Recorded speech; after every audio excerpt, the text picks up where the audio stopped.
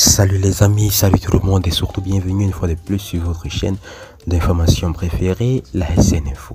En effet, aujourd'hui mes chers amis, on se tape pour cette nouvelle partie d'information pour aller du côté de la République du Togo où nous avons de mauvaises nouvelles, notamment en ce qui concerne la situation sécuritaire dans la sous-région ouest-africaine. En effet, mes chers amis, des tirs à l'arme lourde ont été entendus pas très loin du palais présidentiel de Lomé. Oui, le président Faure Gnassingbé serait cependant dans une situation très critique, sanglotant bien sûr dans une peur d'être renversé.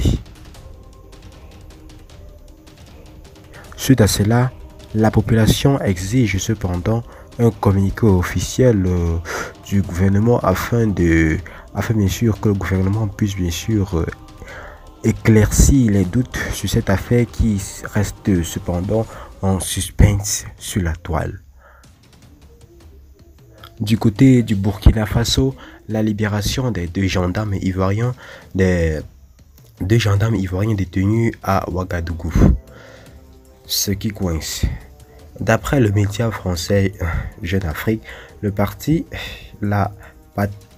burkinabé aurait bien sûr utilisé ces deux agents des forces de défense et de sécurité ivoiriennes comme un moyen de pression.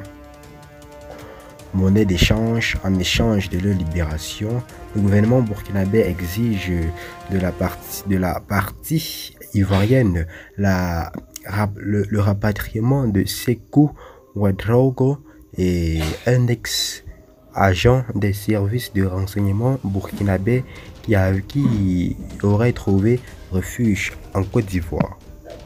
Mes chers amis, cette situation reste vraiment très critique, d'autant plus que voilà, le président Alassane Dramane Ouattara a travers un message a mis en garde le gouvernement de la transition Burkina Faso en leur sommant de libérer immédiatement et sans condition ces deux soldats ivoiriens.